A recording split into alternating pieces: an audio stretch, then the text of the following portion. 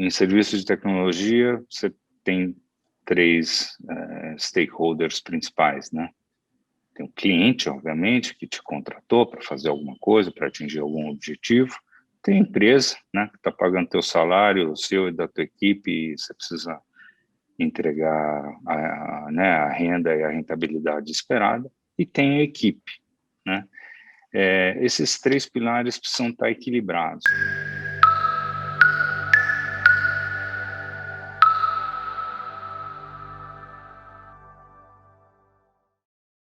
Bem-vindo a mais um episódio do LeaderView, onde a gente vai discutir liderança e desenvolvimento de carreira. Como sempre, a gente está aqui com o Rodolfo Roim e com o Patrick Nunes. E hoje a gente tem um convidado muito especial, o Jun Endo. Jun Endo é uma pessoa que iniciou a sua carreira na América Latina e tem diversas passagens por empresas muito importantes, como a Accenture, a Avanade e até mesmo a IBM. Bem-vindo, Jun. Obrigado, Cléo. Obrigado, bom dia aí, Roim e Patrick. Prazer estar aqui nesse programa com vocês. É muito bacana a iniciativa que vocês estão montando aí. E, enfim, estou muita satisfação de poder compartilhar um pouco do que foi a minha carreira. Obrigado, João. A gente está muito feliz de poder te receber. Uma coisa que é muito interessante, né, e para a gente poder entender um pouco dessa trajetória, de uma pessoa com a tua experiência, passando por empresas tão grandes como eu comentei, mas também com uma carreira acadêmica super importante, né? Tu estudaste na Unicamp, na FIA, também com experiências acadêmicas em cursos executivos no MIT e até na Harvard.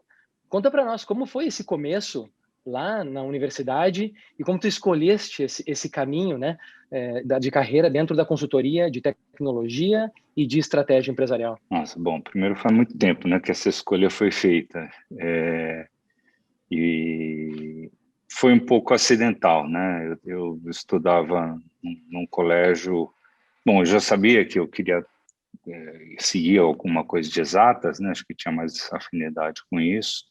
A grande maioria das pessoas da minha escola iam fazer engenharia, que acho que era o mais comum, mas tinha uma onda, né, naquela época, em 84, né, faz bastante, 1984, né, que tinha uma onda em torno da ciência da computação, de que seria algo com muita relevância, ia crescer.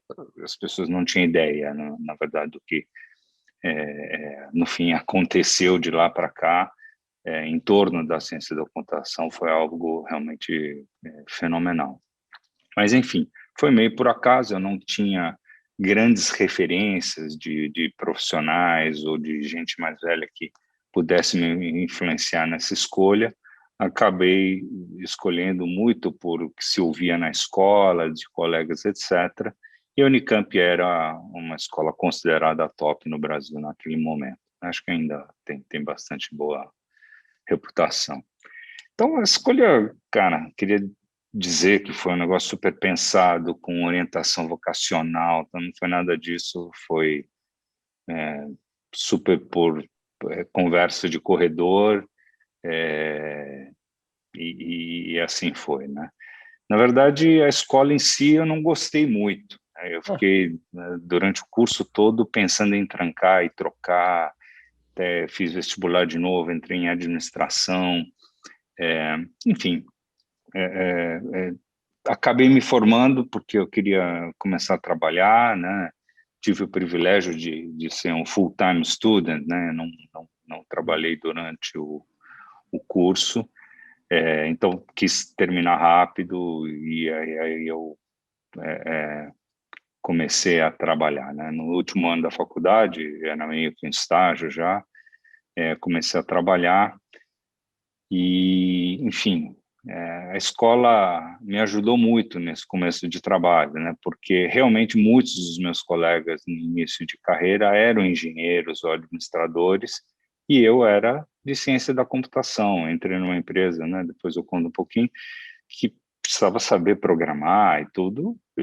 Eu detonava, né? Porque os outros estavam meio que aprendendo on the fly e eu já sabia alguma coisa, né? Pelo menos tinha uma cabeça já mais acostumado, né? eu fui fazer MBA muito tempo depois, né? Eu já tinha, sei lá quando foi. Eu tinha, não, depois eu lembro aí direito, mas eu não fiz outros cursos logo na sequência, né? Tinha muito treinamento na empresa, mas eu acabei indo fazer MBA muito tempo depois, né? Eu já estava, acho que foi 18 anos depois de eu me formar, um negócio assim. E foi muito bom ter feito esse curso da FIA. Não tive a oportunidade, nem corri muito atrás de fazer um MBA fora, né? Na idade onde o pessoal costuma fazer isso. Então, foi bom ter feito, acho que foi num momento de vida também muito bom, de maturidade profissional, pessoal. E aí, o resto, né, aí a gente, né, foi fazer o MIT, a Harvard Business School, já eram mais cursos bem executivos mesmo, não tinha um currículo, né, totalmente pré-definido, nem era uma educação tão formal assim, mas foram muito bons também. Então, do ponto de vista de educação, é isso. Acho que eu tive um pouco mais de sorte do que juízo. Legal, Jun. E você mencionou esse início da sua carreira, né? Então, como você diria que foi essa trajetória da vida corporativa, depois da tua vida acadêmica e tudo mais? Como foi essa trajetória que eventualmente foi para o lado executivo de liderança? Eu sei que você ficou muitos anos na Accenture, atingiu cargos bem elevados. Como foi essa trajetória corporativa depois do mundo acadêmico inicial, pelo menos? Então, eu acho, Patrick, que mesmo na transição para a vida profissional, eu continuava sem grandes referências, tá? De gente que pudesse me dar algumas dicas, né? E eu acho isso hoje tão importante, porque você, né, como eu falei, eu escolhi o curso acadêmico sem muita informação, sem muito conhecimento, mas também, né, mesmo depois da faculdade, também escolhi onde ia trabalhar bastante por improviso, né? Então, comecei minha carreira na Accenture, mas na verdade não foi o primeiro lugar. Eu fiz um estágio antes na Rodia, que era uma empresa que hoje precisa ser um pouco mais velho para lembrar. E foi um estágio muito ruim, né? Infelizmente. A Rodia era um dos grandes empregadores na época que eu estava terminando minha faculdade. Era uma empresa realmente muito top, mas eu dei azar e entrei numa área ruim, né? Um time pequeno, de gente que estava lá esperando a vida acabar em barranco, né?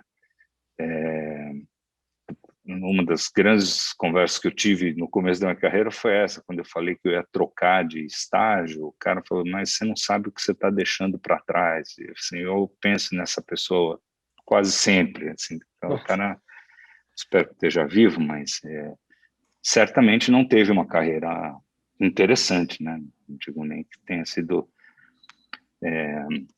boa ou ruim, porque isso é muito do juízo de cada um, mas certamente a pessoa não teve uma carreira interessante, ela ficou fazendo aquilo há muito tempo e não aprendeu muito, né?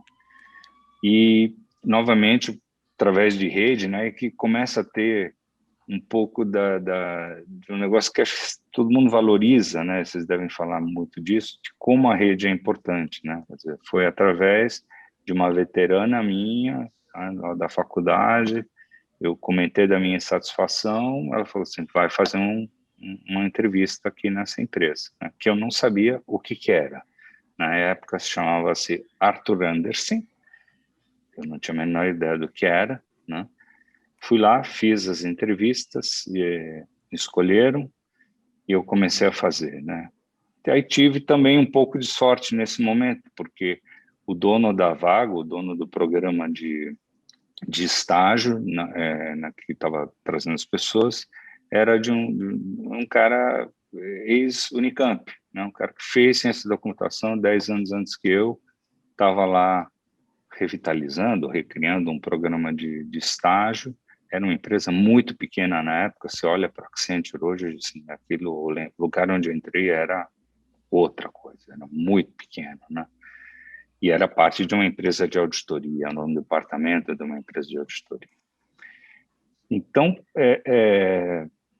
essa rede, esse tipo, né, de conversas que você tem com amigos ou gente que pode te ajudar de alguma forma foi muito importante nesse momento, né? Eu fiz as entrevistas, fui bem, comecei a trabalhar, né, na Arthur Andersen, fiz um estágio e depois fui efetivar.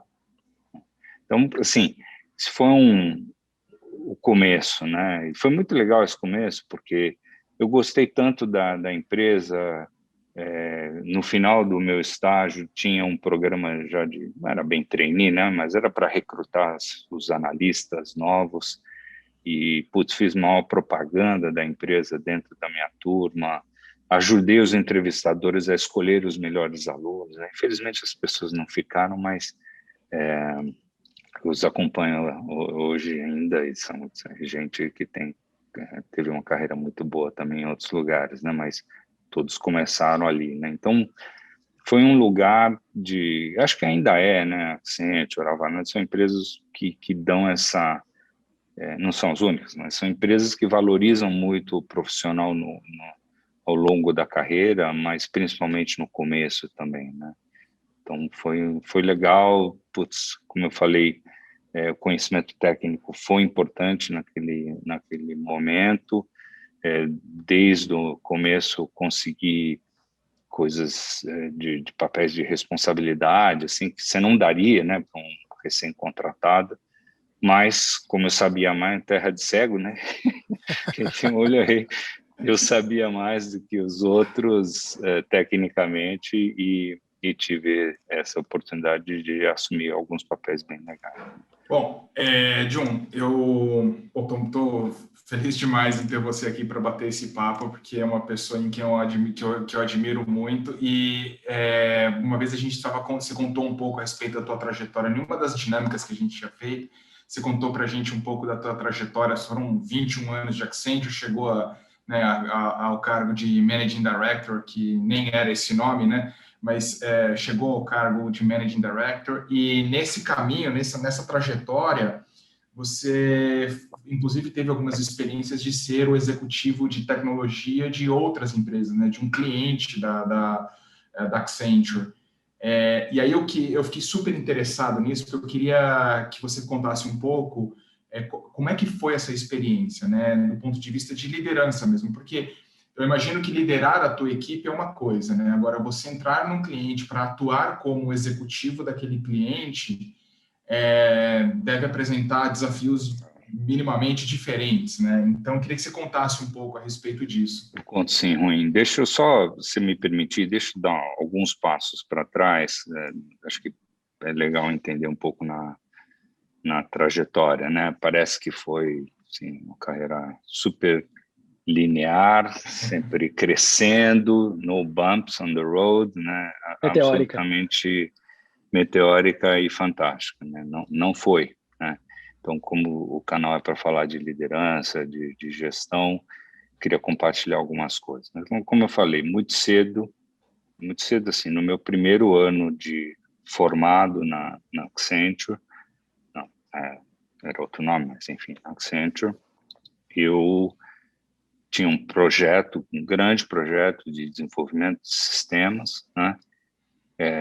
E eu tinha 21 anos, os caras me botaram para ser DBA do projeto, né? Então, para quem não sabe o que é DBA, é o cara que é responsável por desenhar toda a base de dados, né, daquele sistema, e eu tinha que revisar todos os códigos dos programadores que tinham 10 anos de experiência mais do que eu, para ver se o código estava bom, e eu devolvi os códigos que não estavam performando para os caras arrumarem, né? Super bacana, né? Com isso,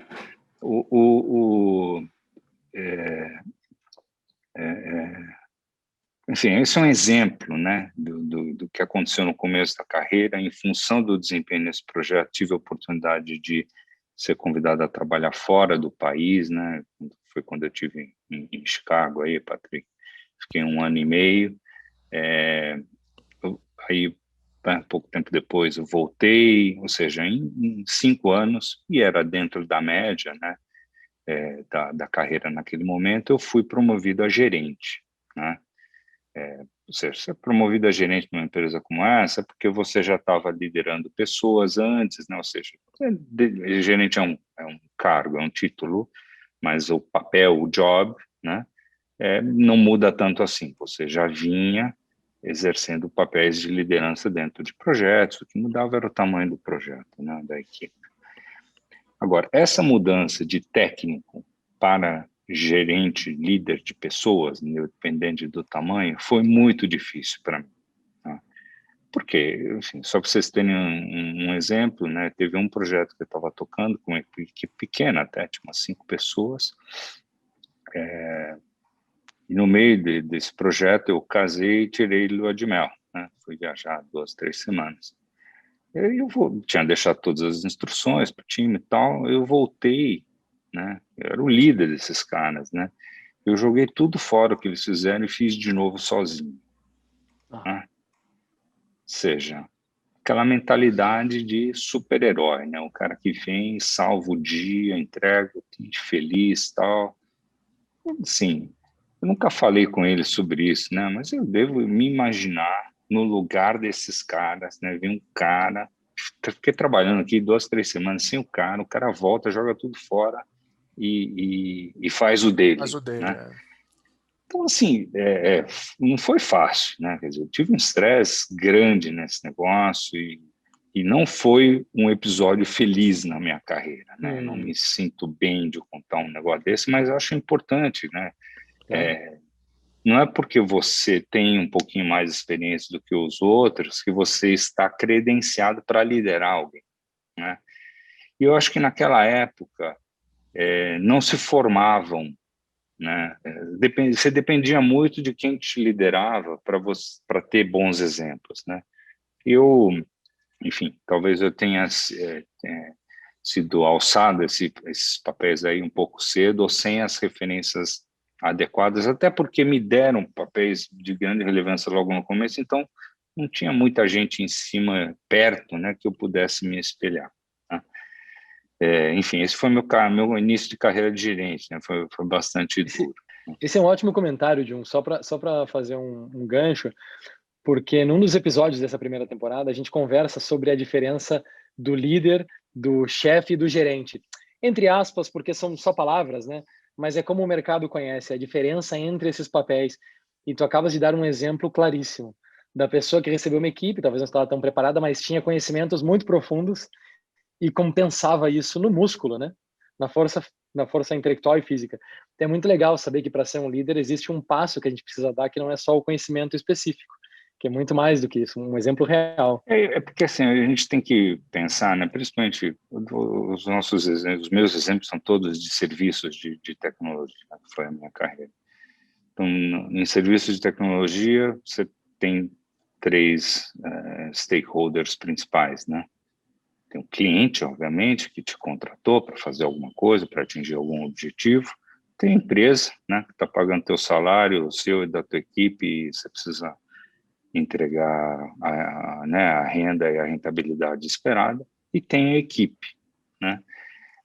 Esses 3 pilares precisam estar equilibrados, né? No exemplo que eu dei, eu acho que eu atendi bem o cliente ficou feliz, mas eu não detonei a rentabilidade do projeto, né? Entreguei lá dentro do esperado, mas eu falei com a equipe, né? Porque eles não aprenderam muito olhando para o código que eu produzi. Não aprenderam nada, eles aprenderam que eu não gostei do que eles fizeram, mas tirando isso, não foi uma experiência onde eles saíram dali engrandecidos ou prontos para alçar um próximo passo, né? Acho que é interessante nesse sentido. Aí, voltando para a pergunta do ruim, né? Isso foi bastante tempo depois na carreira, a gente pode voltar alguns passos também, mas foi uma experiência interessante, o ruim. O contexto era que o Global CIO, né, da empresa estava montando uma nova estrutura, né, já tinha contratado uma pessoa para o cargo de CTIO, mas ia demorar um tempo para a pessoa chegar. Tá? Então, a gente tinha um time atendendo esse cliente e eu exerci o papel, né, de acting nesse momento. Não foi por muito tempo, né? Foi uma passagem bastante curta, mas foi interessante no sentido de, primeiro, entender que era um papel, né? E dentro desse papel, não que eu estivesse com alçada nem tinta na caneta para contratar a empresa que eu representava, né? Mas, obviamente, tinha alguma capacidade de influência, né? Então, você precisa saber que papel você está exercendo e separar as coisas, tá? Então, eu não representava, quando eu estava exercendo aquele papel, eu não representava a minha empresa, né? Eu estava representando o cliente que estava pagando a conta, né? Muito, muito importante isso. Segundo, é a equipe, né? Uma equipe super sênior, super qualificada, muitos deles estão lá ainda, carreira longeva, brilhante. Quando você fica muito tempo numa mesma empresa, dentro de uma mesma área, você consegue desenvolver uma profundidade bastante grande, né? Apesar de que em tecnologia esse luxo não funciona muito, que cada hora, né, muda toda a arquitetura, o contexto, a metodologia, etc. Mas não há dúvida que são pessoas muito experientes, né? E é estranho para eles, né, receber um líder assim de fora da consultoria. Foi assim, foi interessante. Acho que pensando em perspectiva aqui, acho que receberam até bem, né, com bastante profissionalismo e educação, né? E eu procurei não ser um babaca também, né? De usar o poder de uma forma né, fora de propósito ali. Acho que foi uma relação bacana, não foi longo o suficiente para exercer nenhum tipo de influência, de liderança, mas a gente tocou os projetos que estavam em andamento. E acho que outra coisa que eu me orgulho nesse momento foi a transição que eu fiz para quando o dono da vaga chegou. Acho que foi bastante boa desenvolver. Esse sim passou a ser meu cliente, né? Porque e depois que eu saí do papel, continuei vendendo para essa área e foi bastante bom. Enfim, acho que né, não tinha exclusividade de nada, mas a gente desenvolveu uma relação de confiança que eu acho que foi importante. Eu tenho um outro ponto que você falou, inclusive, né, que eu acho que seria legal da gente conversar também, em relação a esses 18 meses que você passou em Chicago antes de você... Nós estamos indo e voltando na tua carreira aqui, tá, John? Só para... Sem problema. E aí você disse que passou esses 18 meses em Chicago antes da tua promoção a gerente e tal.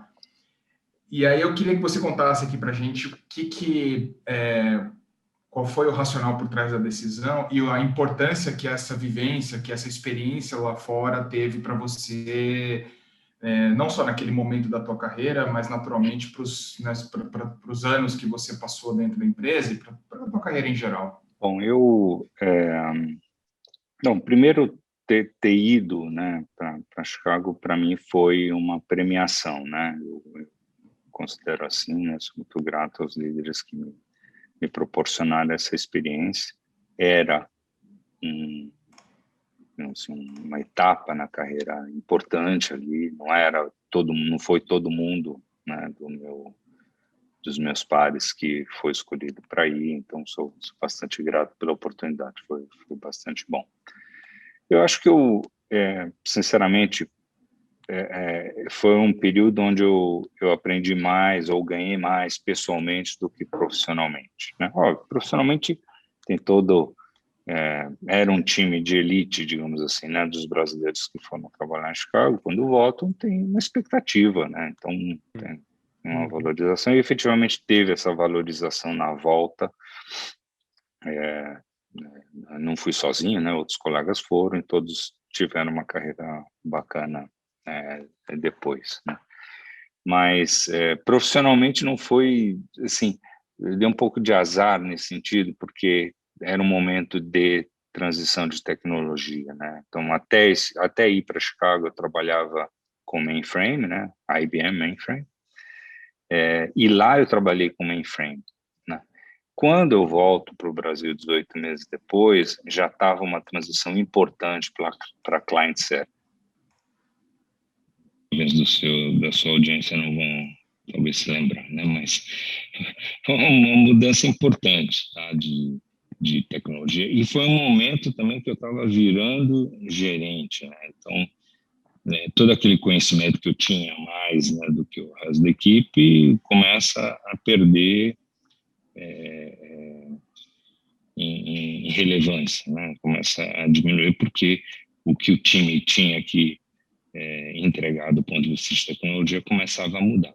Então, grandes conceitos assim, né? Mas a sintaxe era outra, a forma de pensar era outra, a distribuição do processamento era diferente, enfim, né? Não era a minha formação técnica, né? Então, profissionalmente não foi lá tão legal nesse sentido, né? De que eu não estava voltando com o estado da arte da tecnologia. Geralmente, quando você vai para fora pegar algum conhecimento, você trazer esse é né? Talvez o pioneiro, né? Hoje em dia no Brasil isso perde um pouco de sentido porque a gente está fazendo coisa muito inovadora aqui e o gap, né? Essa distância entre grandes centros de desenvolvimento do conhecimento e o resto do mundo diminui muito, né? Mas naquela época vocês têm que imaginar que não tinha internet, né? Então eu falava com a minha família pelo telefone, né? Um aparelho, assim, você liga e fala. Inclusive. Então, profissionalmente não foi, né, super relevante. Obviamente, eu tinha estudado inglês bastante, né? Lá, desde os 11 anos eu estudava inglês. Fui para lá, minha chefe não me entendia, né? Você achava que eu falava inglês, era ruim, né? Enfim, acho que hoje em dia você não precisa influenciar nenhum jovem de que línguas é importante, né? Acho que o inglês é super básico, né? Na juventude hoje em dia, acredito eu, apesar de eu encontrar ainda muita gente com inglês ruim no mercado. Agora tem que aprender mandarim, né? Porque o inglês não vai ser suficiente. Mas, enfim, foi interessante, né? Então, realmente, eu saí da casa dos meus pais, né? Eu morava com os meus pais para ir morar sozinho fora. Então, pessoalmente, foi muito enriquecedor, mas foi duro, né? O Patrick, que mora em Chicago, sabe? Eu passei 2 invernos aí, então não foi... Dois verões, né? Foram 2 invernos, então um pouquinho menos encantador do que poderia ter sido. Jun, você mencionou algo bem interessante, um exemplo bem pontual, né? Você disse que você passou sua lua de mel fora, voltou, você tomou uma certa atitude que, pelo que eu entendi, você provavelmente teria feito ou faria de forma diferente se fosse hoje em dia. Então, assim, na nossa carreira, conforme a gente aprende, né, a gente vai aprendendo, e a gente sempre fala aqui que liderança é uma constante, né, um exercício constante, a gente nunca para de aprender e crescer. E em questão de pessoas, que você deu esse exemplo em relação a pessoas, que aspectos da liderança de pessoas você acha que foram mais desafiadores para você, ou que lições lhe foram mais válidas em relação a lidar ou liderar pessoas em geral? Nossa, acho que são vários aspectos, né, Patrick? Acho que vai vários temas aí a explorar, né? Talvez eu começaria dizendo que você aprender a ouvir, né? De verdade, né? Com empatia. E aceitar que as pessoas podem ter uma visão diferente da sua. E that's okay, né? É assim que você cria a riqueza, né? Da troca, etc. Eu acho que é muito importante, né? Eu acho que a gente não... Principalmente, né?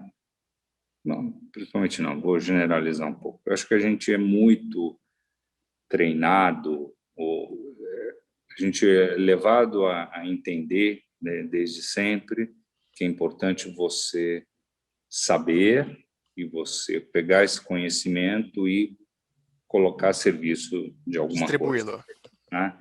E você vai fazer isso colocando a sua opinião, ou escrevendo, ou falando, ou influenciando, mas você agindo, né, naquele objeto e colocando esse teu conhecimento a trabalho, né? E ninguém fala que tem que ouvir os outros, que tem que, né, talvez construir através dessas visões diferentes e colaborar nesse sentido, né? Eu acho que as coisas melhoraram, né? Só para você ter uma ideia, eu fiz um ensino médio numa escola bastante boa, né? Em São Paulo, chama Colégio Bandeirantes. Hoje segue sendo uma escola bastante respeitada. E eu estudei 3 anos lá. E eu não fiz, Patrick, nenhum trabalho em conjunto nesses 3 anos. Zero. Zero. Era eu com os livros. Não, óbvio, eu tinha muitos amigos, tenho amigos que duram até hoje, essas amizades. Não tem a ver, tinha um pouco de fama, de colégio bitolado, tal. Realmente era nesse sentido, de que o estudo era muito direcionado e individualizado, né? Fico feliz em saber, quando meu filho foi escolher a escola agora para o ensino médio, fui visitar o Bandeirantes, eles mudaram completamente, né? Tem muita troca, muita interação, laboratórios fantásticos, assim, porque não dá, isso é uma falha na formação. Aí, na faculdade tinha algumas coisas um pouco melhores, em grupo, mas era meio que pegar um trabalho e dividir em 4 pessoas. Não é colaboração isso, né? A gente não, na minha carreira, não tive aula de colaboração, não tive aula de ouvir, não tive aula de colaboração, não tive, né? Não sei se eu cheguei a falar para o Rui e para o Cléo, mas em algum momento na carreira ficou muito claro para mim que todo executivo devia ter aula de psicologia, né? Porque a gente, né, lida com gente, né? Tudo bem que na ciência da computação talvez não era obrigatório, talvez fosse sempre, é difícil não lidar com gente, né? Mas se eu fosse ser um cientista, eu podia ser talvez super focado no individual, né? Mas não é. A grande maioria das pessoas trabalha muito em colaboração. Não sei como é que estão os currículos hoje, mas eu não tive essas aulas, né? Então, eu diria que saber ouvir, saber colaborar, né, tenha sido o maior desafio. Posso generalizar como sendo o maior desafio que eu tive na minha carreira. Eu acho que um outro... Aí esse sim eu tive grandes lições, né? Assim, dentro dos valores de empresa que eu recebi, é a importância, né, de você formar bons times, né? E de que, se você tiver gente boa, né, com você, provavelmente você vai crescer. Ou seja, eu encontrei ao longo da vida profissional também muita gente que se apegava ao seu cargo, né, ao seu papel, e massacravam qualquer ponta de concorrência interna que podia aparecer, né, porque a pessoa se sentia ameaçada, né? E eu acho que eu tive bons exemplos, e a empresa mostrou sempre valores de que isso é besteira. Se você ficar se apegando ao seu cargo, ao seu papel naquele momento, não formar substituto, você não vai sair daí, né? Que né? É meio... Exato. Você está querendo se agarrar porque você não quer sair, aí você não vai sair mesmo, né? Ou você vai sair porque vão te tirar, não é porque vão te botar numa outra oportunidade mais legal, é porque você está atrapalhando, né? Então, acho que são esses 2 aspectos que é importante destacar, né? Aprender a colaborar, aprender a ouvir e entender que se você tem um papel de liderança, né, além de dar oportunidade para essas pessoas fazerem o que tem que ser feito, aprenderem o que tiver que aprender, crescerem, isso é o passaporte para você fazer coisas maiores, mais interessantes, o que você quiser, né? Nem todo mundo precisa crescer na carreira, né? Mas Exato. talvez você não queira fazer aquilo que você está fazendo por 15 anos, né? Então, se você é bom, está contribuindo, né? Você é importante para a empresa, para a equipe, mas você quer fazer outras coisas, você precisa ter um substituto ou algum substituto, senão você vai... Se você realmente é bom, a empresa vai te segurar fazendo aquilo e você não vai ter outras oportunidades. Isso é muito importante. As duas mensagens têm muito a ver com coisas que a gente tem conversado e trabalhado aqui, né? Não só no conteúdo, mas nas nossas vidas. E quando tu falas de desenvolver pessoas, básico na liderança, super importante e é uma coisa que a gente precisa desenvolver. E a outra que tu falas sobre a colaboração e lidar com pessoas, tem um estudo que nós também trabalhamos aqui do Fórum Econômico Mundial que fala sobre os skills do futuro, John. E a lista de skills, vou te dizer os 15 principais skills, só tem um deles que é sobre interar com pessoas. O resto é tudo tecnologia. E numa sociedade tão permeada e influenciada pela tecnologia hoje, é legal ver que de todos os 15 principais skills para a próxima década, todos são tecnologias, menos um: liderar e influenciar pessoas. Então, tu tocaste agora num dos pontos mais importantes, né? Que uma pena que não tivesse a oportunidade de desenvolver isso quando era mais jovem, mas a carreira te deu essa possibilidade. O que eu queria fazer é voltar um pouco nessa timeline da tua trajetória, porque dessa carreira de 21 anos, mais de 21 anos de Accenture, em 2010, tu tiveste um grande, né, um milestone, uma grande mudança na tua carreira, né? A Avanade abrindo no Brasil. Para quem não sabe e está assistindo, a Avanade é uma joint venture da Microsoft com a Accenture, fundada no ano 2000. E o que eu queria que tu comentasse um pouco, John, livremente sobre a tua experiência nessa empresa que tu trabalhaste como country manager, mas 2010 aconteceu algo muito interessante. Em 2000, a Avanade abriu uma primeira geração, ela abriu também no Brasil. E depois de determinado tempo, ela fechou no Brasil, né? E não seguiu, porque talvez o mercado não está preparado. Eu queria que tu contasse um pouco sobre isso. Mas em 2010, tu tivesse um desafio muito importante. Formar uma empresa que teve uma experiência não positiva em 2000, ou pelo menos que não seguiu, e passar uma mensagem de solidez para o mercado, para os clientes e para as pessoas que tu estavas atraindo para trabalhar contigo dentro dessa equipe da Avanade Brasil. Conta um pouco para a gente dessa importância de passar a solidez e desse episódio. Foi muito interessante, realmente, muito desafiador, Cláudio. Então, contextualizando, né, a parte da tua pergunta, realmente a empresa abriu no Brasil no ano 2000, assim como era uma startup no ano 2000 global, né, em várias localidades do mundo, inclusive no Brasil, e em 2002 decidiram fechar, né, uma decisão de se concentrar nos mercados maiores. Não, né, em 2002 a Avanade não estava super bombando ainda, não estava sólida.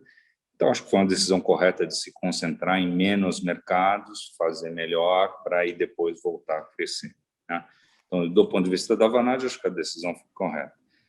Do ponto de vista da Avanade Brasil, também foi correta. Era uma operação cujo não estava funcionando, engajando bem, né, nem com a Accenture, nem com a Microsoft, e não estava com rentabilidade, né? Então, realmente, não fazia sentido, né? Mas foi muito doído esse processo, porque, digamos, as pessoas que estavam na Avanade naquela época, acho que boa parte delas foi absorvida, né, de volta para a Accenture, principalmente, mas algumas pessoas não foram, né, e foi muito dolorido para eles naquele momento, né.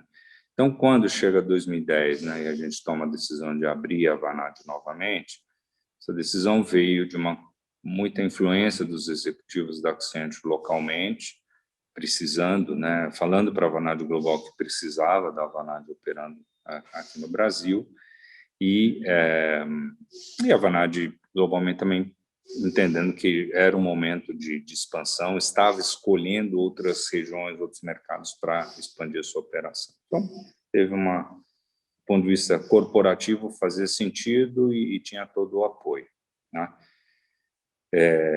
Fui escolhido, né? Era uma das opções aí entre executivos da Microsoft, da Accenture, tive a felicidade de ser escolhido e foi realmente talvez o passo mais legal da minha carreira tenha sido esse. Tá? Qual foi o desafio de montar a equipe? Foram vários desafios, né? Mas eu acho que o de montar a equipe talvez tenha sido mais difícil, né? Qual que era a ideia? Não era montar uma equipe qualquer. A gente precisava de gente com skills em tecnologia Microsoft, que era o foco da empresa. Tá? Então, não tinha uma abundância desses skills, né, dentro da Accenture, e a gente pegou gente da Accenture que tinha esses skills para colocar nessa empresa. Né? Long story short, a gente começou com 60 pessoas, né? Então, de todos os níveis de carreira, de experiência. Obviamente, os mais difíceis, ou quem colocou mais risco nesse momento na sua carreira, eram os mais sêniores, né? Então, era gente de nível já gerencial, que tinha uma carreira técnica, uma carreira já bem desenvolvida, não eram diretores ou sócios da Accenture, mas eram gerentes, né? Que estavam indo bem, né? Gente que estava indo bem e eu tive que convencê-los de que fazia sentido esse movimento, né? E que ia dar certo, né? Dessa vez ia dar certo, né? Assim, eu não tinha bola de cristal para saber que ia dar certo, né? Eu tinha muita convicção de que ia dar certo pela necessidade de mercado, daqueles skills, daquele tipo de tecnologia, mas bola de cristal eu não tinha naquele momento, né? E foi muito interessante, né? Acho que eles não ficam chateados se eu mencionar, mas, enfim, tinham dois que, na verdade, chegaram, né, entre aspas, na Vanad antes do que eu, porque eles estavam trabalhando no business case de montar a equipe bem antes do que eu, que era o Hamilton Bertelli e o Marcelo Serigo, né? Então, eles já estavam super engajados, super entusiasmados, tal, e esses eu não tive que convencer, né? Mas tiveram vários outros que foi uma longa conversa, vários não aceitaram, tá? Algumas pessoas não aceitaram, né? Mas eu lembro né? O nosso amigo Everson foi dos mais difíceis aí, né, de convencer. Um abraço aí, Everson, hoje é um executivo aí de sucesso no setor de banco. Mas e ele estava certo nos questionamentos, né? Por que eu vou só porque eu domino essa tecnologia eu devo ir para aí? Estou bem aqui, estou tendo, né, uma carreira de sucesso, né? O que eu ganho com isso? Espero que ele tenha ganho, espero que ele tenha realmente crescido junto com a gente, né? Tenho certeza que também é difícil saber o que ia acontecer se ele ficasse, né? Não, certamente ia ter uma carreira boa também. Mas acho que eles se divertiam mais. Até uma boa pergunta para eles, se vocês puderem fazer um dia, se eles se divertiam mais do que ele poderia ter ficado lá. E a gente trouxe gente do mercado também, né, ao longo do tempo, gente com background de Microsoft, gente da Microsoft, na verdade, da Microsoft a gente trouxe né, que foi o Adriano, no dia 1, né? Ao longo do tempo vieram outras pessoas, aí veio o Ruim também, que teve esse background de não Accenture, né, fora da Accenture, que ajudou a compor nosso time ao longo do tempo. Mas eu acho que esse momento de formação, tinham várias dúvidas, né, sobre como compor o go-to-market, como montar os times de delivery, etc. Mas o início, né, antes até do início, de convencer algumas pessoas-chave, porque cada um desses líderes que acabam se juntando ao time trazem outros, né, outras pessoas, né, caras técnicos olham assim, não, se tal o Hamilton e se tal o Everson, né, ao Serigo, então eu vou, né. Eles tinham um pouco menos de risco, porque se desse tudo errado, o skill técnico você pega e volta, né. O papel de executivo, sei lá, eles podiam ter o risco de não ter tantas vagas depois em outros lugares. Eu acho que também isso eu ponderei com eles, né? Porque eles não iam se desvalorizar com isso, pelo contrário, eles iam se valorizar muito e qualquer empresa ia ter muito interesse em trazê-los para o time depois.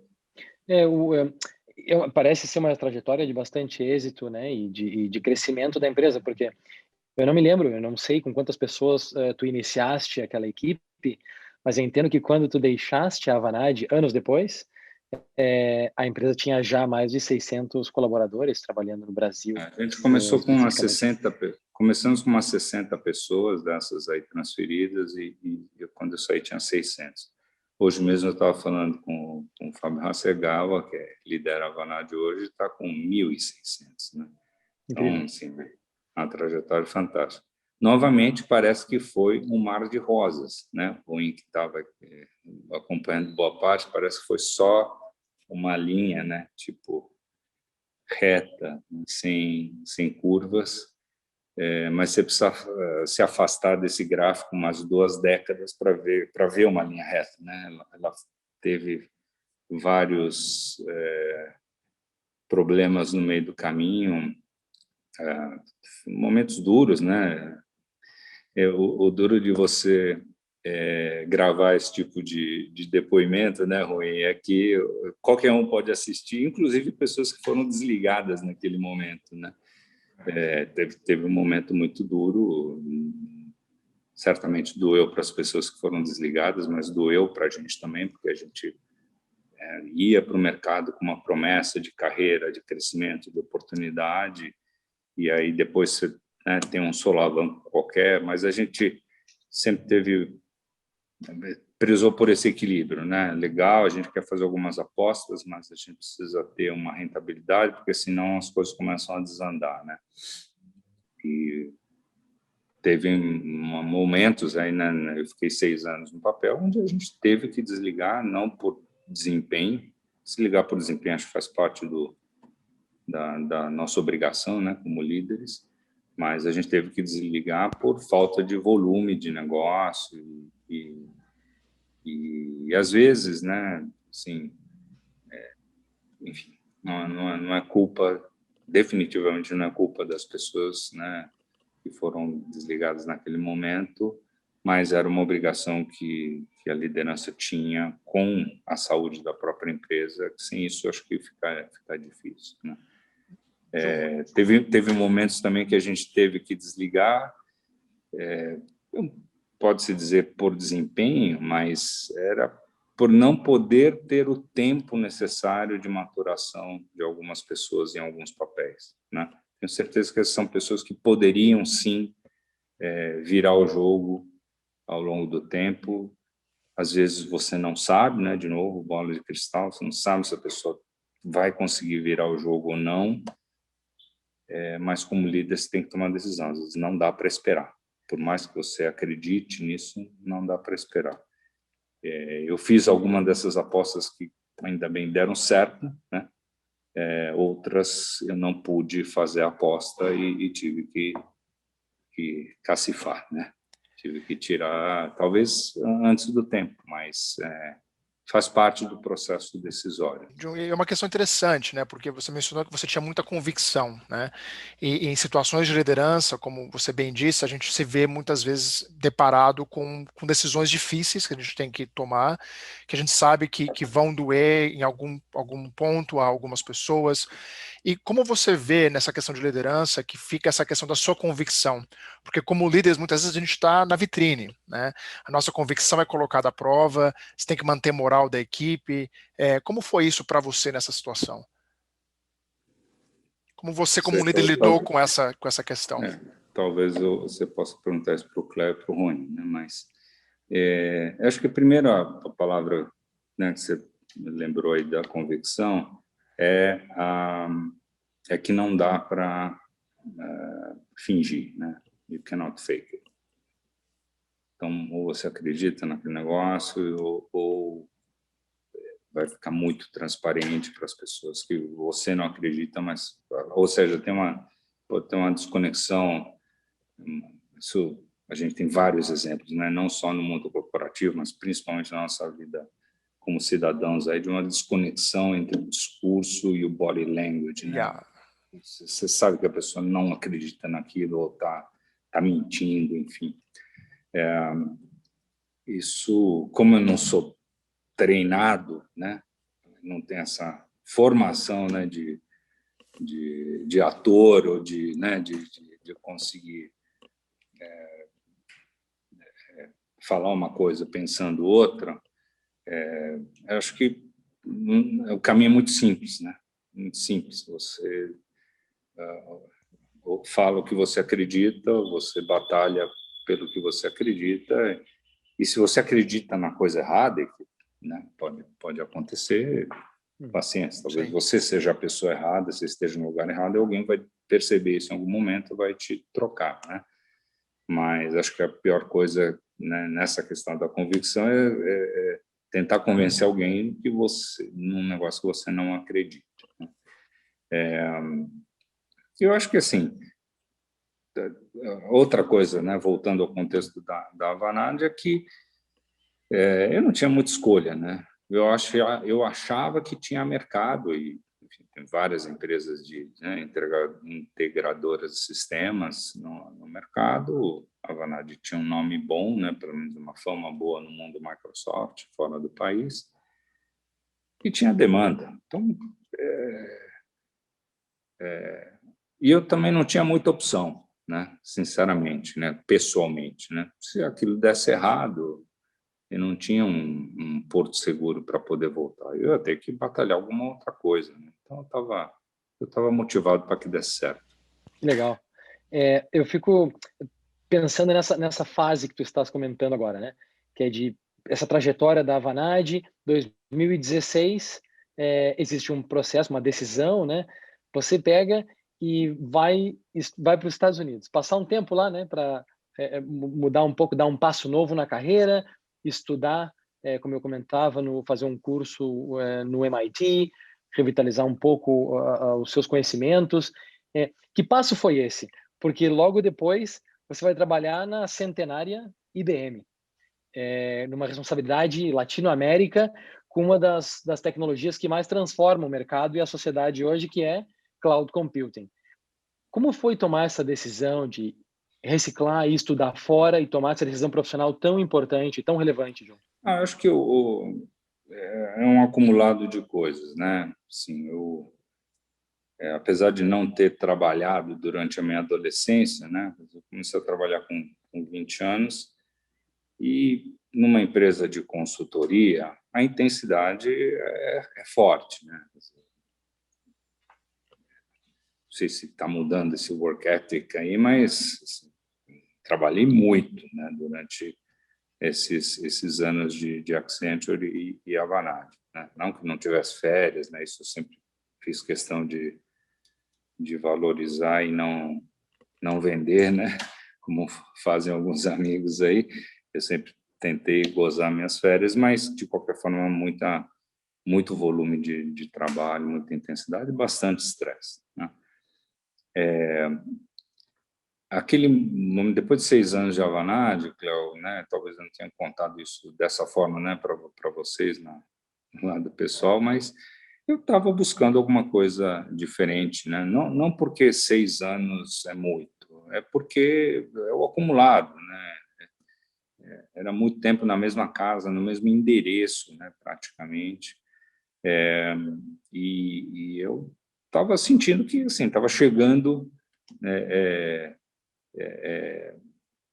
um momento de fazer alguma coisa diferente, tá?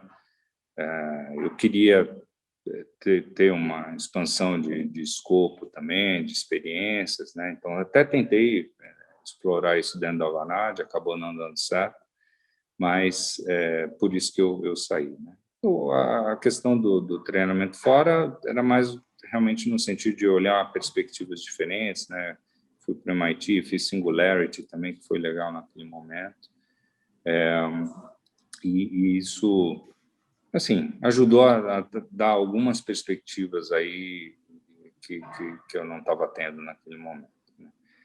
Não tem nada a ver esse momento, né, de busca de novos conhecimentos com a IBM em si, não é algo retilíneo nesse sentido. Né? A IBM foi uma oportunidade que surgiu, né, através de rede, novamente, né, networking, e que me interessou, porque era um papel relevante, amplo, né? Não é uma escolha óbvia do ponto de vista de inovação, de tecnologia, né? Mas é uma empresa que está tentando usar, né, sua capacidade de investimento, de influência, de trabalho junto a grandes clientes em criar sua nova história, novos capítulos da história. Acho que é uma história super bem sucedida, né, até o momento, mas está num ponto de inflexão importante. E foi um papel bom, foi um papel América Latina. Antes disso era só Brasil, né? Na Vanad eu atuei só Brasil. Então foi bacana aprender sobre os distintos países, né? Acho que fora aqui da América Latina, até às vezes no Brasil, quando você não tem conhecimento, parece que é tudo a mesma coisa, que todos os países falam espanhol, então é tudo igual.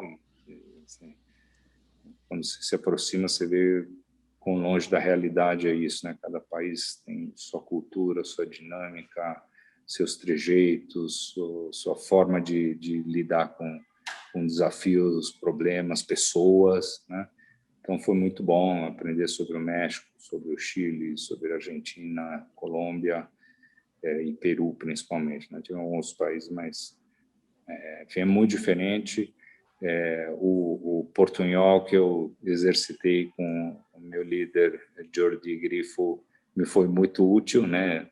Quem não sabe, eu tive um líder dentro da Vanad, né, que era espanhol, né? Que é espanhol, e como eu falava com ele com frequência, quando eu chegava com o meu portunhol nos países aí da América Latina, né? Pela IBM, foi bastante útil para mim. O Jun, quando a gente foi fazer a apresentação do canal, a gente teve a gente se apresentou e a gente respondeu uma pergunta. E eu queria estender essa pergunta para você, porque eu achei ela muito legal.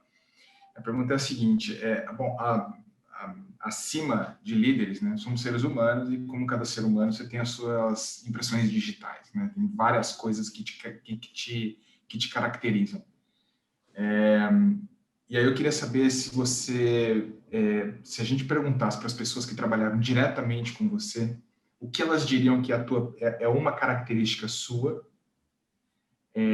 que é marcante, né, do seu estilo de liderança, e que você sempre acreditou que aquilo fosse fundamental para ter o negócio, para ter o job done, né, para ter a atividade realizada. O que você acha que viria na cabeça dessas? Cara, não sei. Talvez vocês tenham que responder essa pergunta, né? Mas eu acho que a capacidade analítica, né, de pegar uma situação, entender e tirar alguma conclusão, né, sobre aquela situação é algo que eu sempre tive, né?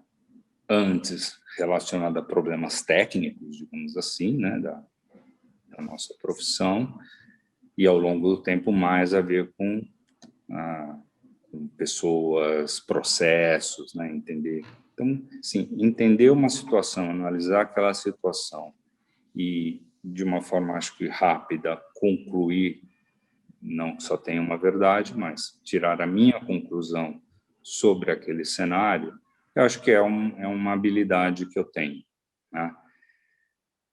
Ela não é só positiva, né? Por quê? Porque, como eu falei logo no começo da nossa conversa, uma das grandes habilidades, uma das grandes dificuldades, né, que me trago até hoje é a capacidade de ouvir. Então, uma dificuldade, um feedback que eu recebo sempre é que eu concluo muito rápido, né? A maioria das vezes eu estou certo. Mas a que pessoa... é o que importa. Não, não é o que importa, porque o que as pessoas querem muitas vezes é serem ouvidas, né? Na plenitude da sua inquietude, né, das suas dificuldades, você tem que ouvir tudo, né? Eles querem falar tudo, quer que você ouça tudo. Se você conclui, né, que né, o diagnóstico é esse, né? É só mimimi, né? Não, teu problema ruim é mimimi. Esquece e bola para frente. Ou seja, você perde essa oportunidade de troca, né? De desabafo, muitas vezes, né? Então, eu acho que é isso. É uma característica que eu tenho. Eu consigo entender uma situação com uma certa facilidade, mas não é só bom isso. Às vezes atrapalha, porque tem uma outra característica que não é muito positiva, que é a impaciência, né? Eu sou um cara muito impaciente. Então, eu já entendi a história, por que você tem que contar até o fim, né? Então, essas coisas me atrapalham. Se você queria que eu falasse de coisas marcantes e positivas, acabei falando de 2 defeitos, mas ok. E se é difícil pensar dessa forma, porque tu comentaste que não tem bola de cristal, né? Mas se a gente parar para pensar e tu refletir um pouco conosco, dentro de 30 anos, se tu tivesses que olhar para trás, qual tu gostarias que fosse o teu legado? E deixa eu só explicar por quê. Porque, conhecidamente, tu és um pai presente, um marido compreensivo e uma pessoa que ajuda as pessoas no trabalho.